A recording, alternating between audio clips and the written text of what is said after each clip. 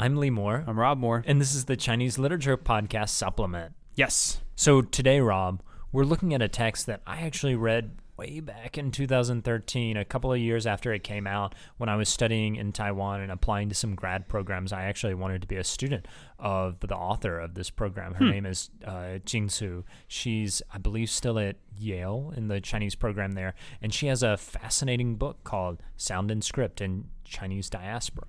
So you said you wanted to study with her.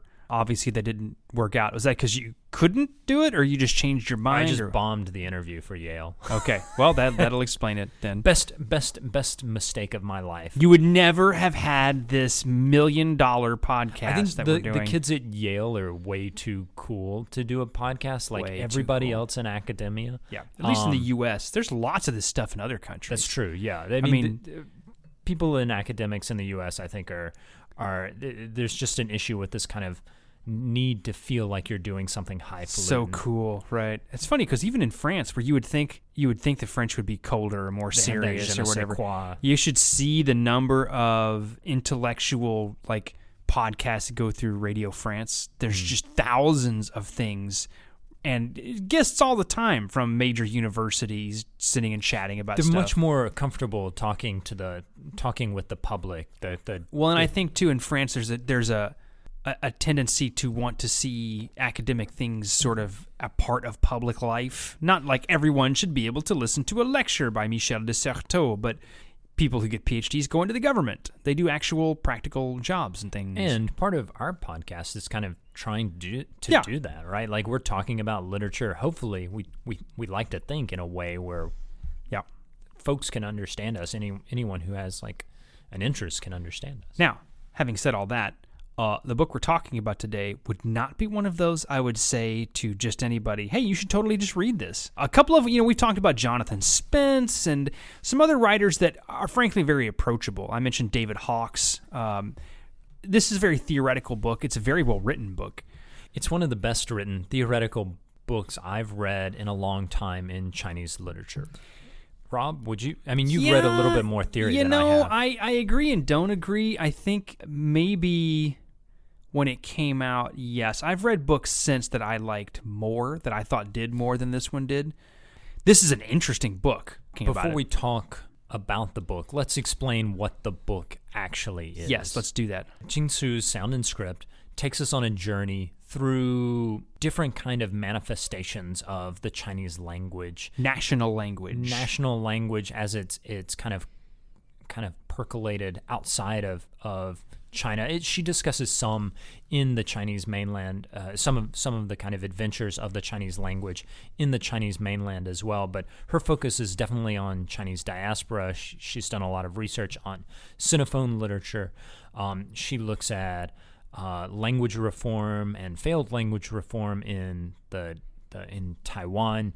Her best chapter, I think, is the chapter on Lin Yutang, which Lin Yutang, he was this very famous writer, both in English and Chinese. I actually think he was more famous in English. I think he was, yeah. He was nominated for the Nobel Prize twice. He wrote a lot of essays to an American audience about China. So My Country, My People, Moments in Peking. A Moment in Peking, yeah. Moment in Peking. That was a novel, if I remember correctly. Which I read a long time ago, and I don't even remember much about it. But she actually kind of... Jing Tsu's perspective is a little bit different. As a literary scholar, she's more of a historian of language coming from the field of literary studies. So she actually takes us through Lin Yutang's most famous invention. He actually invented a typewriter for Chinese that was something that people thought really couldn't be done. He invents this in New York in the 1950s. So he's got an Italian engineer helping him design stuff. He's working in Chinatown and somewhere in the suburbs. And he makes this typewriter, which essentially does what folks said couldn't be done. They thought that for a Chinese typewriter, you would have to have essentially a key for every character. And he breaks it down. He actually reinvents a way, he reinvents the way we think about typing, whereas before it was one key equals one letter, which works for alphabets for half of the world's languages, it doesn't work, right? Like Arabic, you have to have cursive. Hindi and other Sanskritic-derived scripts, it doesn't work. And for Chinese, Japanese, and Korean too, I believe, although my Korean linguistics is that kind of conceptualization of the typewriter just doesn't work. So he comes up with a system where he's actually like breaking the characters apart into their constituent components and typing them. It's really amazing, and it's a incredible, ingenious work of engineering. Right. And she kind of takes us through how that situates the Chinese language in relationship to this discourse of global language. And one of her points is that, before Lin Yutang, lots of people were saying, Chinese it's not ready for the big leagues, right? Like, even though you have 1 billion speakers of this language and it's, like one of the most successful languages in the world, it's just not prepared to be a modern language because it doesn't fit on a typewriter. And Lin Yutang says, well, you're so constrained in your understanding of what a typewriter is. So he rethinks the typewriter, and he rethinks what language is in the modern age, which is also a rethinking of the Chinese language. That's kind of her point in that chapter. That's her point in that chapter, and it's sort of her point throughout, which is that to think of a language as something that you have and you do things with forgets the fact that in many cases you don't have it until you've done something with it. So in this case, for example, the reason I like that chapter on Lin Yutang so much, and I can talk about why I wasn't a huge fan of some of the other parts of the book, but is that it's a reminder of how old the idea of technological mediation of language is. So having a typewriter that is able to type Chinese doesn't just allow you to express what you would have said anyway. It changes how you use the language entirely. This is not even a difficult point to make. I mean, Chinese users today who rely so much on cell phones and the ability to express themselves in Chinese on cell phones understand that completely, right? What you're able to do technologically with the language informs what that language actually even is. And so this is what she's kind of playing with, is this idea of, okay, so let's say we have something called Chinese, a standardized language, right? Let's just say that for the sake of argument. Now, the moment you start to do stuff with it like this, it's not the same thing anymore, if it ever was in the first place, right? You're kind of dancing around something that I want to just hit at. So you're playing with the idea that the medium is the message, right? Marshall McLuhan. Right, which Marshall McLuhan is the most famous scholar of communication. He's a Canadian, very famous. I have a lot of issues with him. Jing Tsu actually kind of tackles Marshall McLuhan a little and points out that much of what he said about Chinese, which was completely ridiculous. He has large sections of his books where he talks about Chinese. He knows nothing about Chinese. But he does have this really fascinating discussion of how the medium actually affects what you're communicating. So the way I explain the concept to my students is, think about Twitter, right? Like, do you ever feel like all American politics has just become every moron out there spouting whatever they want to say, like whatever comes to the top of their head, they immediately just say it? How much does Twitter and how it encourages you to just write and publish whatever you're thinking at that particular moment, how much does that create the way that American politics and really lots of other politics and internationally are occurring today? How does that create this sense that all of these people aren't being reflective, they're just being morons who are saying whatever comes to the top of their head? The medium itself, that is Twitter, is actually constructing its own politics. Is kind of, I think, how, if Marshall McLuhan was alive today, how he would think of it. And Jing Tsu's kind of making that point with the Lin Yutang chapter on the typewriter. He constructs this way for the Chinese language to be modern, which is kind of your point about Jing Tsu's point, right? Right, and it's also going to change. Well, I mean, just think about it. It's not even hard to imagine, right? I mean, if you have to use a pencil and paper to write something versus being able to use a computer, you're clearly going to write a whole lot more on a computer because it's a lot faster once you learn how to use it, right? And you're going to be able to kind of distribute that differently. Right. And all of this ties into it. What she's her overall point in this book is, as I mentioned, related to this, in that to think of a national language as some sort of standardized, fixed thing that brings everyone together. So if you can speak Chinese, if you have access to the Chinese language, you on some level have access to just Chineseness, is problematic because of all the different ways having access to that language actually changes the language. One point I wanted to make, Tian Xiaofei, who is a scholar at Harvard, has a book called Taoyuanming and manuscript culture, records of the dusty table.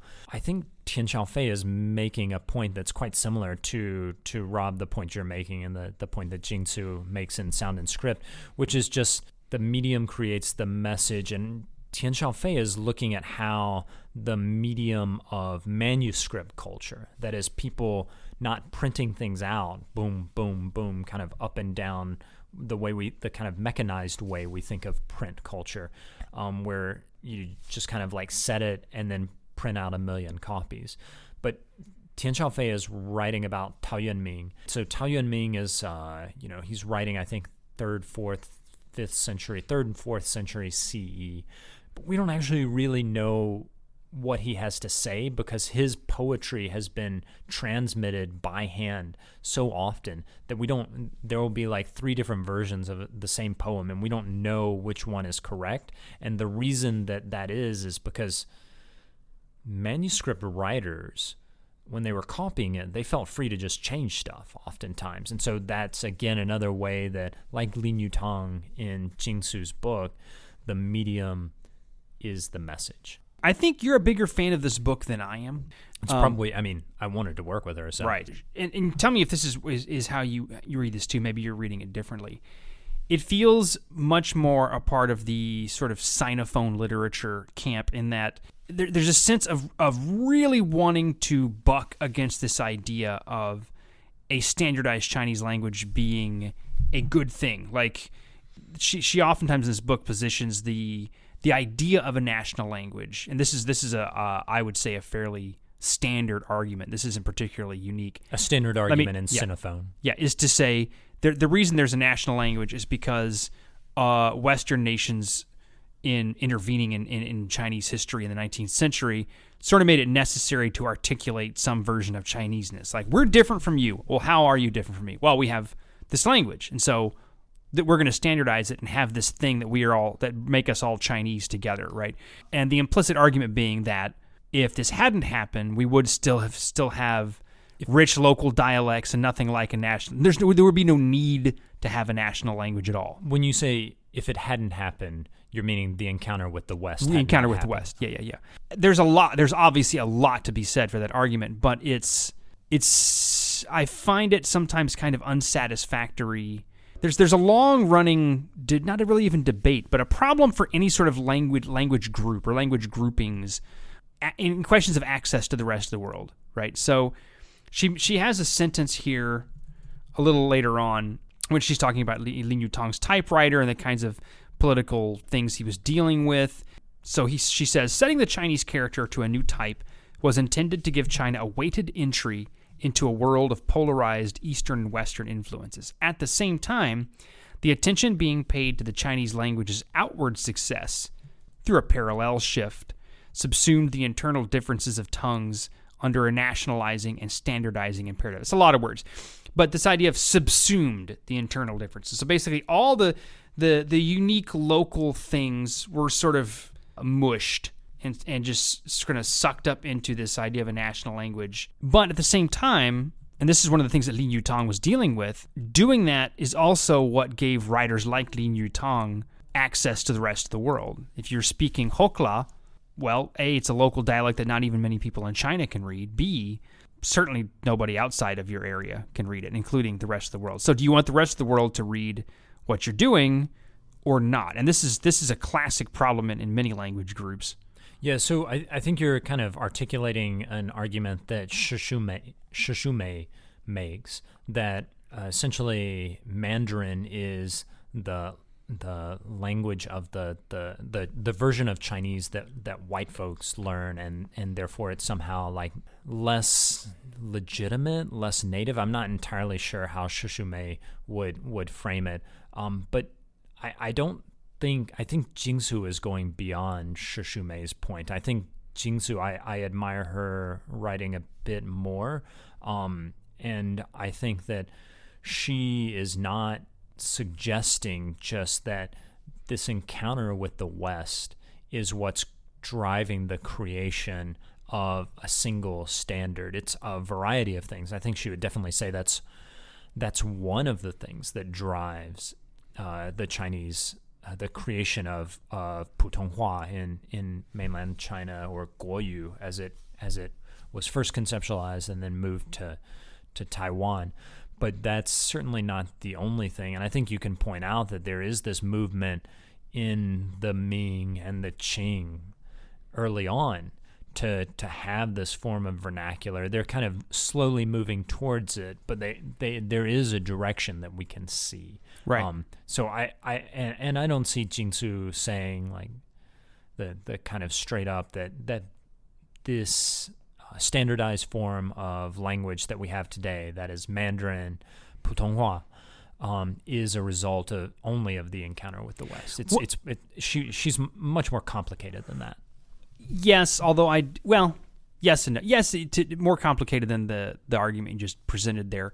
I don't know if I'd say more complicated than Shishume, but what gets frustrating to me about books like this, arguments like this, is that there's absolutely nowhere to land. Like this sentence here, which I think is interesting.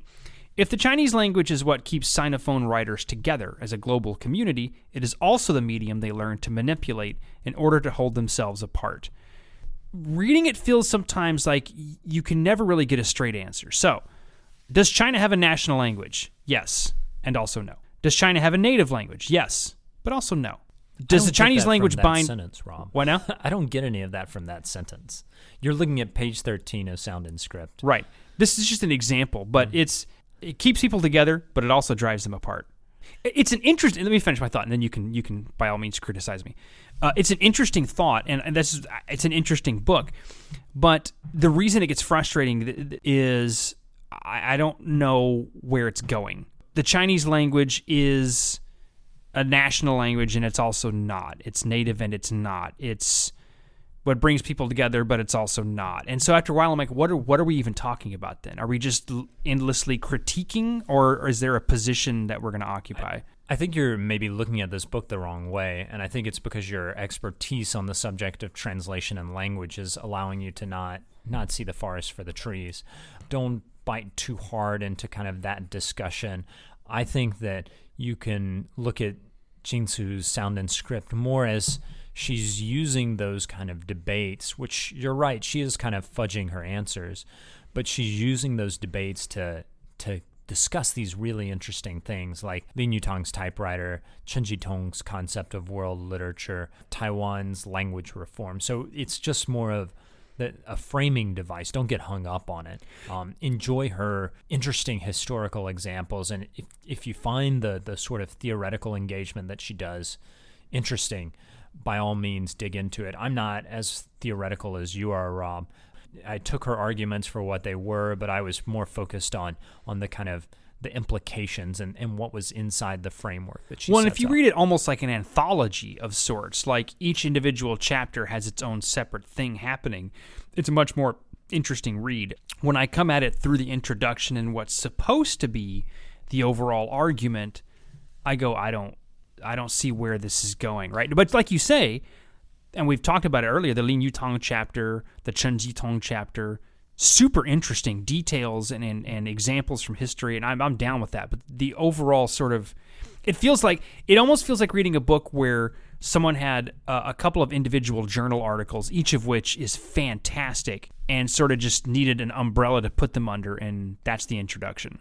Well, I mean, to be fair, all first books are that.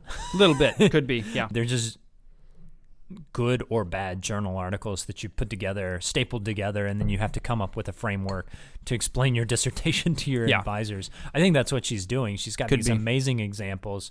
She comes up with a theoretical framework for it that, Rob, you didn't really like. I didn't like or dislike. You ignored it. Yeah, pretty much. I mean, she's coming out of Berkeley. She's a professor at Yale. So Yale is I think a fairly theory heavy environment in general, not necessarily the Chinese department particularly. Most Ivy League programs are. Maybe, but Columbia certainly is. Yeah, but you definitely, so you have to have that kind of theory underneath you. If you want street cred, you got to have theory. If you want ivory tower cred, really more like it. You know what? This will be my closing thought too, because we got to wrap up. Reading the book though sometimes makes me wonder if the author really wanted to make some of these theoretical interventions. Would she have been happier really just telling the story of Chen Jitong and Lin Yutang? Because I've had this happen a lot myself, is to find a thing that and Chen Jitong in particular, I actually wanted to write one of the earliest ideas I had for a dissertation was Chen Jitong, right? Fascinating figure. But I didn't really want to make a theoretical argument about Chen Jitong. I just wanted to write about Chen Jitong. And reading this, I wonder, was that her too? Like, would she have been a lot happier just writing a history of Chen Jitong or Lin Yutang? And the theory was sort of a necessary evil? Or this is really her bread and butter as well? Pure speculation, whatever. I think that's a good place to end it, Rob. I don't think we can really say either way. I mean, unless she wants to come on the program. Wow, that would be exciting. This is an invitation right there. Do it. But yeah, I think this is a fascinating read. You're right, Rob. It is kind of, you're swimming in the deep end on this one. So it's something that folks who are interested in literature should pick up. I think if you are kind of interested by what we've talked about, but not really wanting to do the theory thing, I would just say skip the introduction. Go right to the Lin Yutang chapter. Go get into some of the meat, into the body chapters. Agreed. And I think that you'll be fine. That's a good place to end it. I'm Lee Moore. I'm Rob Moore. And this is the Chinese Literature Podcast.